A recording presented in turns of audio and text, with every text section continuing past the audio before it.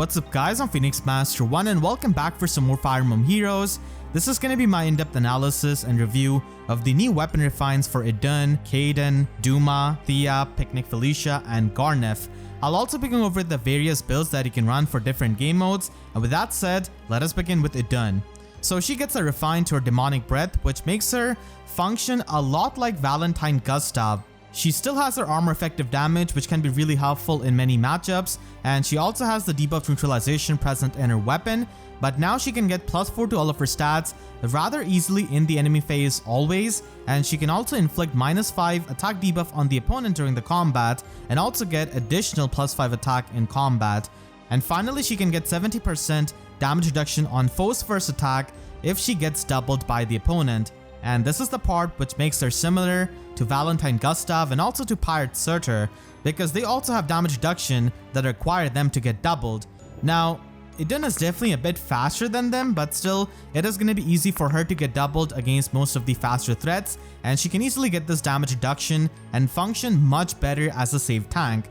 This weapon refine is definitely pretty nice and an upgrade for Idunn, but let's put this into perspective by comparing her to another red armor dragon who did recently get a weapon refine. Halloween Myrrh has got an attack super boon. She can hit a lot harder, while Idunn has got super boons to her defenses. Now the main difference between Halloween Myrrh and Idunn is that Halloween Myrrh has got the auto follow-up built into her weapon. So this can free up her sloppy skill so that she can run Dragon Wall, Special Fighter, Hardy Fighter, and also Dragon Strat.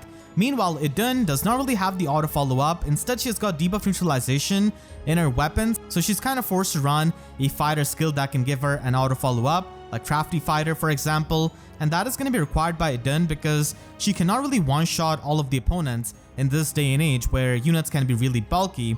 So she has to use that sloppy skill, and Myrrh pretty much gets the damage reduction on foe's follow-up attack, whereas Idunn gets the damage reduction on foe's first attack. Overall, I think that Halloween Myrrh is a bit better than Idunn because of having that auto follow-up in her weapon, which does wonders for her sloppy skill and the options that she has got available.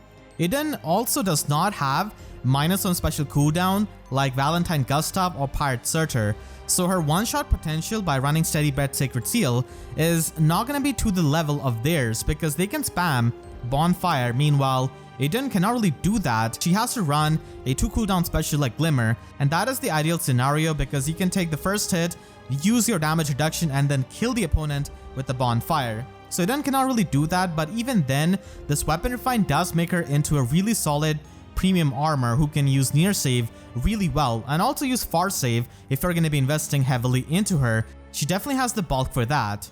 If you want to run her as a budget unit without a save skill, then you can just utilize her base kit and just add few things, but the best way to use Idunn is by using a save skill like it is for pretty much most of the armor units in the game. And Idunn works as a really good near save armor unit.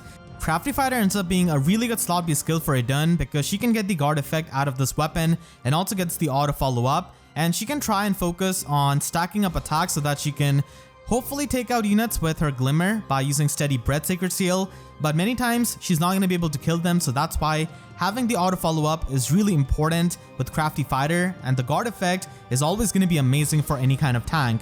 You can also run Attack Defense Form or Attack Defense Ideal in her slot A because she doesn't really need to run a stand skill as she already gets the guard effect out of Crafty Fighter, and you can get Crafty Fighter out of the Divine Code section as well. But if you want to optimize her a bit more, then you can run Close Defense 4 on her. It's definitely a bit more rare skill, but it's going to be amazing, especially in something like Aether Raids offense, where there's going to be Note who can get the visible buff, there's going to be Harmonic Azura, there's going to be a lot of visible buffs going around, so Close Defense 4 does have good synergy with this kind of build, and you can run her in Aether Raids offense with Steady Breath and Ignis, and she can function as a really solid near save tank. Even against the opponents who are slower than her, like Medias, do often have some kind of auto follow-up, so she can still get that damage reduction from her weapon and use Ignis to blast them off. You could try to run Glimmer, but many times you're going to be facing stuff like Note, against whom you have the weapon strangle disadvantage, so Ignis helps you a bit more in terms of making sure that she can KO most things in a single round of combat. You can also use her with a more expensive sloppy skill in Wily Fighter. Now this is obtained from her Ascended version, and I really would not recommend this unless you're a big fan of Idunn because it's just so expensive. But if you get this, then you can get the buff neutralization of the opponent in your slot B, and then you can just run Sturdy Stance, which can give you the guard effect in the slot A. I kind of like the close defense version a bit more because, I don't know, I just don't feel the best foddering off Ascended Idunn to herself. So still an option that you can run, but basically on our slot B you want to run either Crafty Fighter, Wily Fighter, or Dragon's Ire. Crafty Fighter being the easiest one to get from the Divine Codes and also gives her the nice guard effect. Just a heads up that Idunn does have debuff neutralization in her weapon, so because of that, you should never be running any kind of Unity skill or Slick Fighter on her. And then you can also run her Aether Raids defense, and she can be frustratingly tanky in that game mode because you can run Hardy Fighter and Pavis, and this brings down Pavis' cooldown to 1, so it pretty much means that on the first hit she's going to be getting the 70% damage reduction from her weapon, and then on the second hit, because of Steady Breath and Hardy Fighter, she's going to be able to trigger Pavis to get 75% damage reduction, which is quite a lot, and there are not too many units who can pierce through the damage reduction on the melee range. There are only few of them, so she can function really well with Hardy Fighter Pavis as well. And speaking of Hardy Fighter, it is going to be the best option if you're trying to use her in Summoner Duels. The reason being is that in Summoner Duels, you're not going to be facing AI who's going to be just initiating into you. You're going to be facing human opponents, and your Firesweep unit's life matters a lot in Summoner Duels rank because it pretty much means that you can aggressively approach your opponent and maybe try to get more zone points, and it also means that you can just pressure them a bit harder with your offensive units. So survival is a lot important in Summoner Duels than killing the opponents with your Firesweep unit. So that's why you can run Distant Defense 4, so that people who are going to be using Duo Dagger and her Duo Skill to give the Omni buffs are going to be getting ignored. And then you can run Deflect Magic so that she can have a better matchup against Winter Lysithea, Ninja Korin, or just any kind of Brattle Catcher composition that is going to be doing the brave hits. So this build does work out. Even rank 1 players use this build. Cannot recommend this enough, and it is pretty much needed on Idunn despite her damage reduction, because Hardy Fighter and Sacred Cowl can prevent her from dying to Duochrome and Instead-Eye, and also to Lethality Yuri, who's going to be really common in Summoner Duels ranked, so it is a specialized build for that game mode. And finally, at max investment, you can also use her as a Firesweep tank with Distant Stance or Distant Counter. She's going to be having plenty of bulk to do that, and also enough attack stat to one-shot a lot of things with the Breath Sacred Seal and Glimmer, and the damage reduction can definitely help her a lot in the survival. Duma gets his weapon refine and remix this month, and this refine is really offensive in nature. Duma can hit extremely hard with his high attack stat and the true damage that he gets out of this weapon. So Fell Breath can now give him +6 attack and resistance during the combat, and he still gets the follow-up negation, but now he has got an alternate condition using which he can get this effect, and that is going to be a visible attack check. And that's why the Fury 4 skill which he got in his remix can come into the play with this effect. And then the refined part of this weapon provides him with +5 attack during the combat and inflicts -5 attack debuff on the foe during the combat. And then he pretty much has Dragon's Wrath built into this weapon, using which he can get 30% damage reduction on foe's first attack, and also get 30% true damage based on the difference between Duma's attack and foe's resistance. So this allows him to hit even harder and also be a bit more bulky with the damage reduction, which is always appreciated for Aether Raids defense purpose. Now unfortunately, the weapon refine part does want him to be within 2 spaces of an ally for it to trigger in the enemy phase, and a lot of times in Aether Raids defense, people do single out Duma and leave him as the last unit so that they can go and collect the pots. And if that is the situation, then unfortunately Duma is not going to be able to get the damage reduction or the true damage, so it could be annoying at times, but that is pretty much how the dice rolls for Aether Raids defense. Now let's talk about his remix Upheavel Plus. So he can now do 10 damage and he destroys the nearest offensive structure. So as you can see, the language of this skill has changed. It is no longer the structure in his same column. Instead, it says nearest offensive structure. This pretty much means that it works like a menace skill, where if there's no structure in his column, or if there is a structure that he cannot break like Fortress or Escape Ladder, then he's going to be destroying the nearest structure. And this also means that he can destroy 2 structures at the same time of the opponent if they are at same distance away from him. And this definitely increases his utility, as he can destroy the important structures like Healing Tower, Bolt Tower, and Safety Fence of the opponents. He also has an extra effect in Upheavel Plus now, so it is going to be a visible attack check, or if the opponent is not at full HP, then he can pretty much ignore any kind of visible buffs that they've got.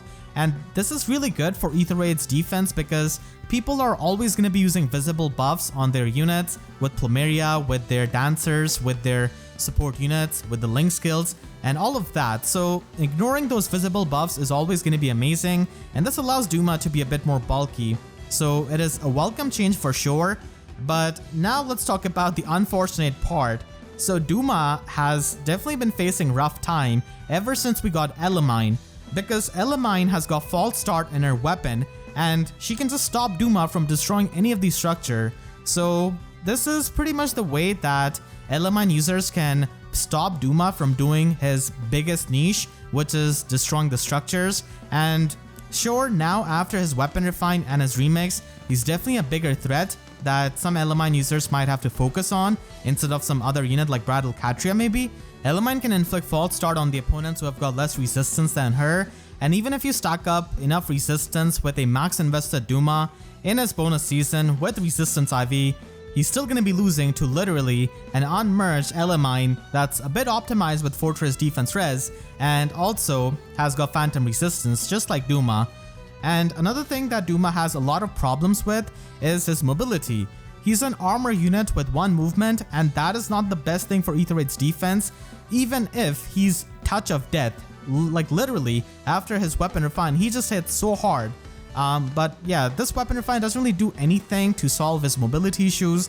He will still have to rely on armored boots or Wings of Mercy to get around. So overall, this weapon refine turns him into a really big offensive threat if he can get into the combat, and Elimine is still going to be an eyesore, but whenever she's not going to be there, he can destroy multiple structures with Upheavel Plus and provide more utility to your Aether Raids defense. And if you want to use Duma, then his builds have not really changed too much because his playstyle is still kind of the same, and you can run a budget build by having armored boots, and then you can also use him with Wings of Mercy, which is by far his best lobby skill in Aether Raids defense, because this way at least he can get around and fly over the map, and his mobility is going to be less of an issue with this skill. He still can run armored boots just so that when Wings of Mercy is not active, he can still move around and not really lag behind the team. And Pivot and Swap are pretty good assist skills so that Duma can be in the front of the opponent's team, and with his bulk and high HP, he can obviously be a bit more tankier than a lot of your offensive threats. And then you can also use him with Distant Counter Vantage in Aether Raids defense, and he's a lot more scary now with this strategy because of the true damage that he can get.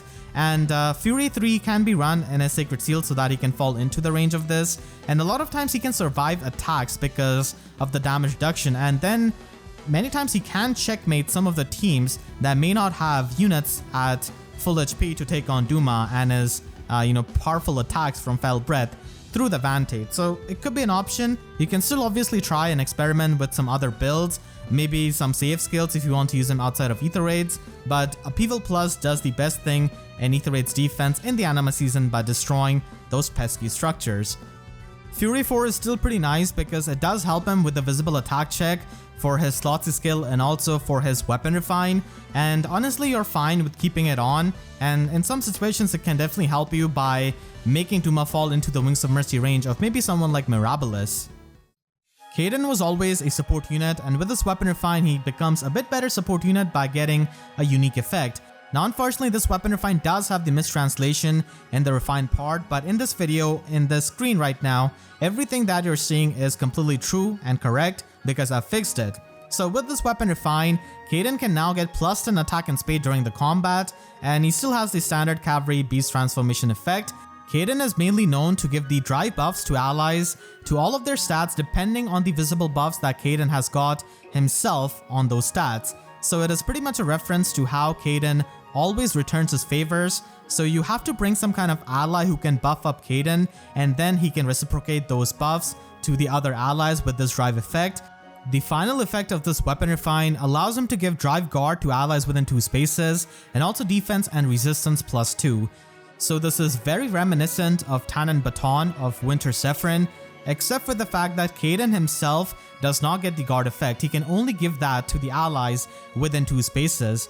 And this can be a huge thing for a lot of tanks who can free up their passives from running any kind of guard skill, and they can run some other skills like distant defense or attack defense unity, or maybe some other fighter skill like slick fighter for example, instead of running any of those skills which provide them the guard effect, as Kaden is going to be able to provide them with it. So the biggest benefit of having Drive Guard in his weapon is going to be the flexibility that he can provide. Any kind of tank does appreciate the guard effect so that they do not get blown up by the specials, and even outside of that, I guess he's going to be useful in Rooker Siege so that he can just support the main carry unit and prevent the Rooker from charging up these specials. So this refine is an upgrade to his support capability, and because he relies so much on the buffs to give the support to his allies, he's kind of weak to the panic effect, so that's why running him with Ashera in the Astra season, who has got Null Panic, is going to be pretty amazing. And Legendary Azura also has Null Panic, and if we get any kind of Null Panic in the future, he can also enjoy that. Kaden is mainly going to be used as a support unit, so you don't really need any kind of heavy investment, and he can just be run with budget skills like Moonbow and Fury. A Link skill is always going to be amazing on Kaden, because not only he can buff the ally, but he can also buff himself up and function with his weapon refine to support even further allies. And then in Slot C and Sacred Seal, you can always run something that can support the allies like the drive skills or the distant guard. All of that is always going to be helpful. And because he does come with Goat Beast, he can also run the Ward Beast Sacred Seal, which often gets forgotten. So if you're going to be running him on a Beast team, then he can definitely give the support to his fellow Beast units. And then he can also be used in Aether Raids offense with the save tanks. And like I said before, he does appreciate having Ashera and her Null Panic, so that's why Astra season is pretty nice. With the Drive Guard present in his weapon refine, he can support a lot of the save tanks who are not going to be running any kind of guard skills. Like for example, if Ascended Fiorm chooses to run Attack Speed Unity in Slot A, then she's no longer going to be missing Steady Posture because Kaden can provide her with the guard effect. And because far save tanks are going to be having a lot of pressure towards them with a lot of ranged threats, you can run double distant guard to provide that support to them.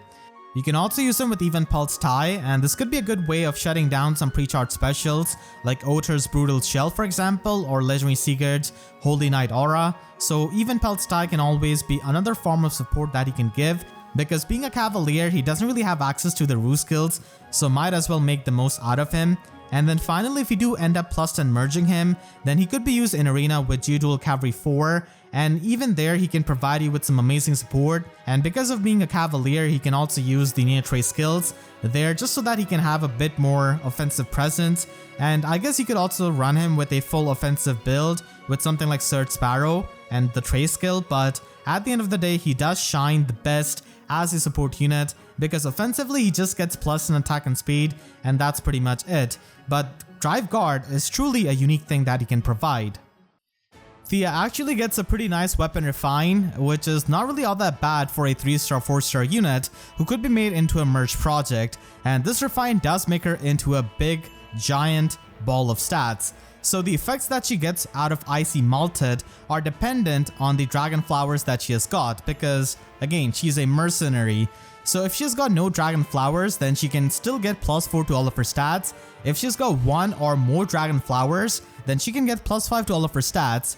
And if she's got 5 or more dragon flowers, then she can unlock the guard effect. And finally, if you're a big Thea fan and if you give her 10 or more dragon flowers, then she can get +6 attack and defense visible buff at start of the turn. And then the refined part of this weapon can give her +4 to all of her stats and also gives her bonus doubler. And bonus doubler is definitely the juiciest thing this weapon has got, because flyers cannot have access to bonus doubler, and the fact that she's got this built into her weapon also means that he can stack it up with the external bonus doubler from Astrid or Legendary Eliwood and truly make her into a big ball of stats. So pretty much he's going to be having a bunch of stats with bonus doubler, and then she's going to be having the guard effect. So she can actually pull this off at max investment, but the two main problems with Thea is that she's going to be taking a lot of investment with the merges and especially the dragon flowers, which are rather rare resource, and bonus doubler that is built into her weapon is going to be weak to panic, lull skills, and dull effects. So if you can provide her with some kind of null panic effect from someone like Legendary Azura or Ashera, then she can of course appreciate that. Overall, this weapon isn't really anything too special or too out of the blue because we have seen a lot of weapon refines that give pure stats, but still it's not that bad for Thea, who's a 3-star 4-star unit, and at least she's able to work a bit better now and use her balanced stat line with this kind of refine.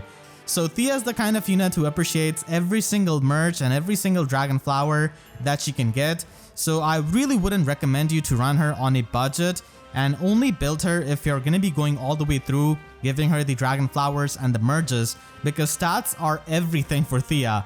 If you can do that, then you can run a mixed phase build with attack speed catch 4 and attack defense Neo Trace. The Neo Trace skill is really amazing for the player phase so that you can get the Kanto utility, and even in the enemy phase it can provide you with the debuffs, and it can also stack up with the debuffs that attack speed drain provides you with. You can also run her with attack speed unity because she doesn't really have any kind of way of getting rid of the debuffs, so attack speed unity can at least help her with that, and because she's going to be a big ball of stats and she can take on multiple foes at the same time, Mystic Boost could be something that she can run for the self-sustain. And then we have the option of running a flight skill for her slot B. So because she already has the guard effect out of her weapon, there's really no point of running flow guard, and Thea actually ends up being one of the few units who can utilize flow flight and get the true damage and also get the damage reduction out of the slot B skill. So this slot B skill is purely for the player phase, and it does have the in combat check for the defense, and Thea is not going to be having much of a problem triggering this against many opponents. So you can double down on the player phase and run Surge Sparrow so that she can heal up by using Moonbow, and you can also maximize her offenses with Speed Defense Rain and Blade Session. You can also use her in Summoner Duels actually because many times people might just underestimate her, and there are definitely going to be units that you can run with her to make her into a really strong raid boss. So the term raid boss pretty much means that you give the main carry unit a lot of buffs, you give them bonus doubler from Legendary Eliwood, and you can also give Thea the null follow-up from Fallen Lilith, and null follow-up is going to be really annoying with her high speed for many opponents, and you can just run her with Distant Dart and also Ayat Shield, and the new Speed Smoke 4 from Fallen Lilith can truly help her so much because she can get the damage reduction on her own without really requiring any kind of ally be within 2 spaces of her like Flame or Elimine. This build can also be run outside of Summoner Duels because she always appreciates the extra stats and also the support. You can also use her in Aether Raids offense, and like I said, because she depends so much on bonus doubler and the stats, you want to give her some kind of null panic, and that's why Ashera in the Aster season can be really good. You can also run her with Elimine so that Elimine can disable the Katria balls and also provide her with some damage reduction, and then again you just stack up a lot of stats.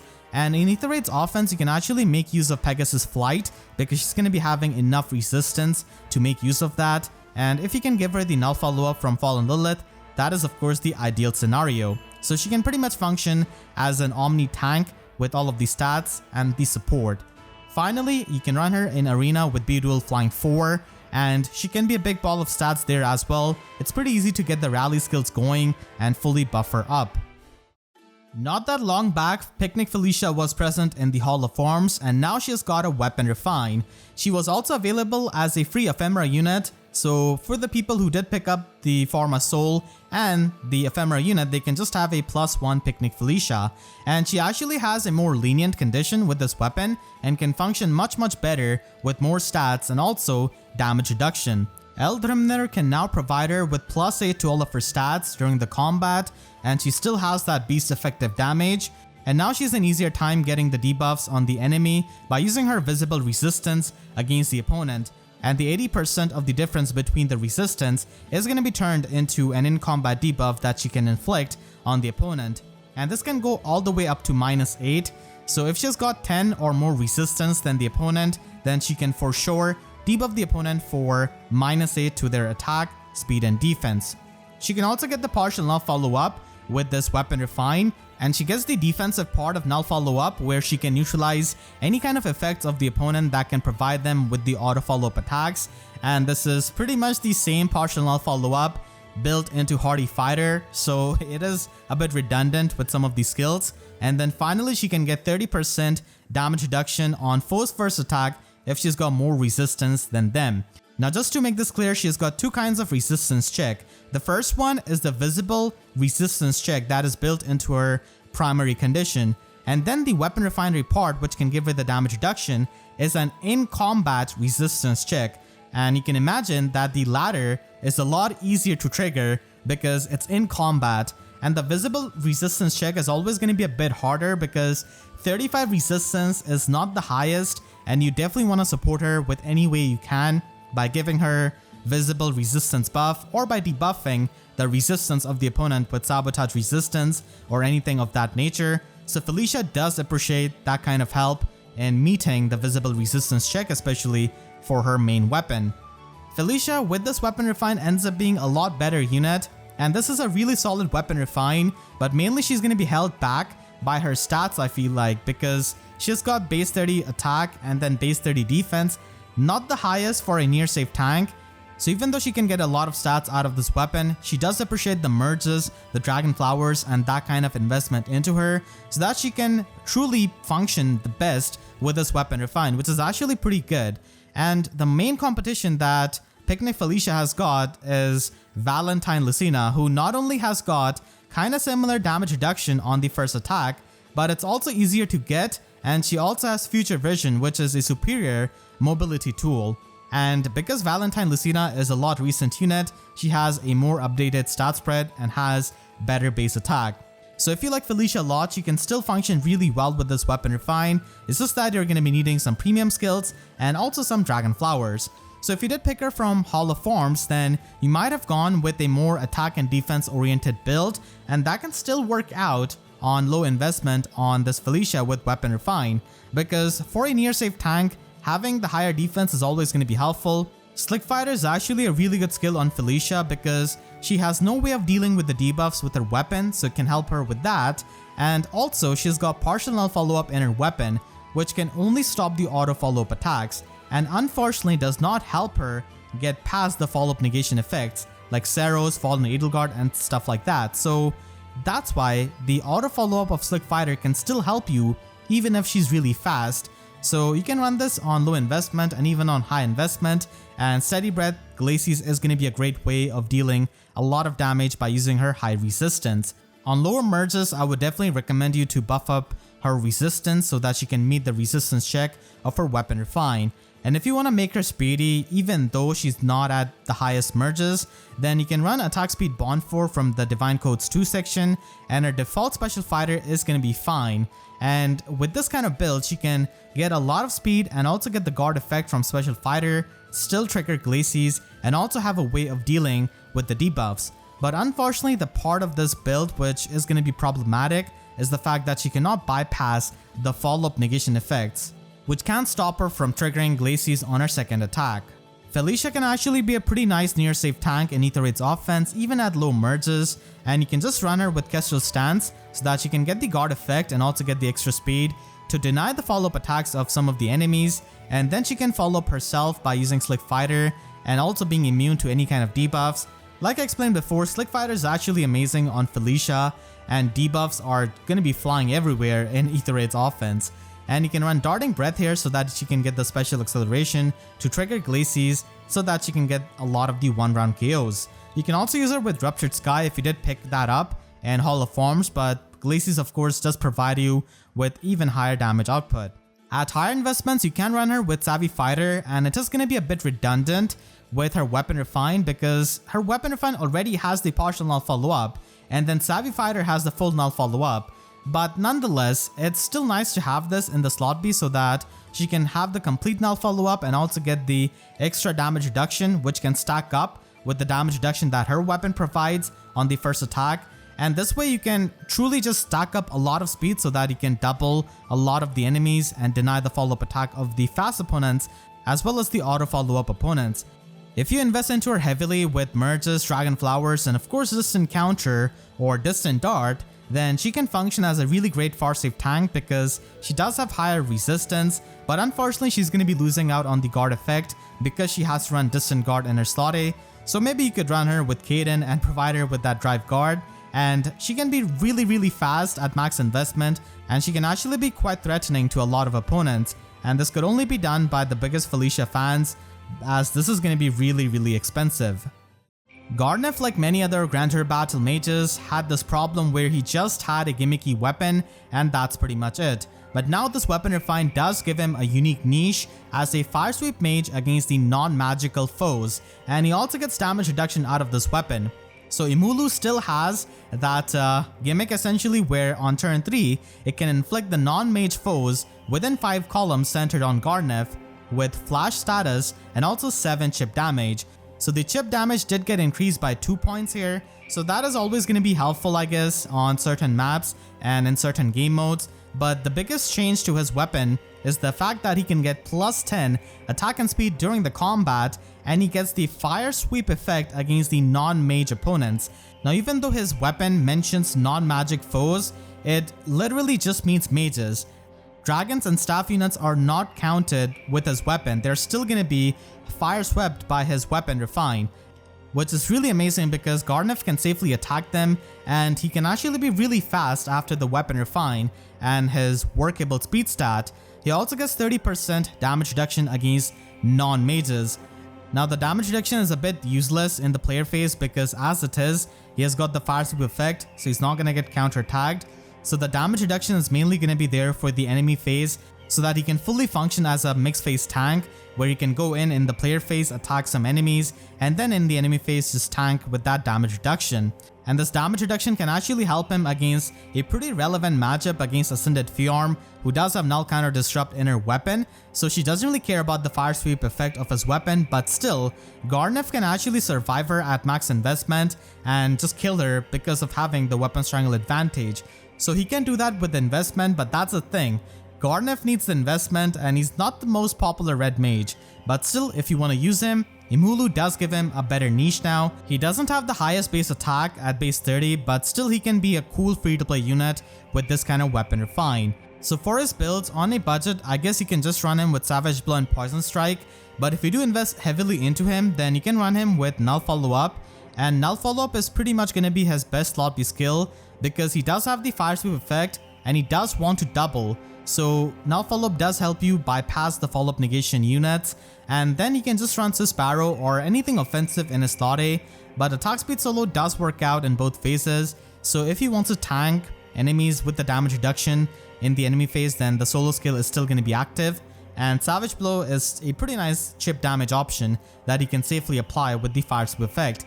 But if you want to take him to his peak strength, then you can give him some expensive skills, and I mean some really expensive skills like attack speed ideal 4 and also speed smoke 4.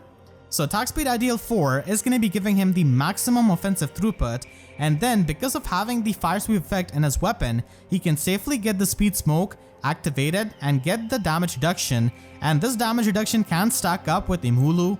And I guess if he's going to be facing any kind of mage, the 30% speed based damage reduction can come into the play and just help him with the tanking. So this is absurdly expensive build, but if you're a big Gharnef fan, then you can definitely do this, and now he can pull something like this off with his weapon refine. Gharnef with this weapon refine can finally join Medius on a dark defense team that is a Bridal Catria Ball, and Bridal Catria Ball can pretty much help him quad attack because of his speed and also null follow up. And with Medius, he can get those buffs of course and also get the on guard, and Medius himself does prevent the hit and run strategies, so a lot of times the opponents are going to be forced to tank, and that's where Gharnef can kind of win with his Fire Sweep Tome, but not really because the best Fire Sweep tanks are Brave Hector and Ascended Idunn, and both of them are blue in color, so they're really not going to be taking much damage from Gharnef, but at the very least you're going to be able to inflict them with the Fatal Smoke and stop their healing. And that is the main use of having any kind of fire sweep weapon in Aether Raids defense. So Gharnef can do that, and against Ascended Fiorm, he can destroy her many times because he can just stack up so much speed, and with the Bridal Catria Ball he can also get the Brave effect. So he can actually kill Ascended Fiorm if he's this kind of max invested. If not, then at the very least he can survive many times. Aether Raids defense is also a place where his Imulu can work really well because of the map layout, and if the opponent forgets about the effect, then they can just get spooked by the flash status and get bombarded by your entire Aether Raids defense team. And finally, if you do want to use him in arena, then he could be run with R-Dual Infantry 4, and he can provide that nice support on turn 3. with the flash status. And he can also run speed resistance menace more as a self-sufficient option so that he can hit really hard whenever he has any kind of foe within his 4 threat range. Overall, this weapon refined batch has got a lot of damage reduction, and it's a decent batch all things considered, and all these units do get a decent upgrade and can function a bit better in their niche. Make sure to share this video with your friends who are trying to build up any of these units, and if you enjoyed this video then make sure to leave a like and a comment, helps me tremendously, and if you really enjoyed, you could always support me directly by using super thanks or by becoming a YouTube member. And for more FEH videos, make sure to subscribe and hit the notification bell, because YouTube sub boxes are about as functional as Upheavel of Duma against Elimine. So with that said, I'll see you guys next time. Thank you so much for watching and have a great day.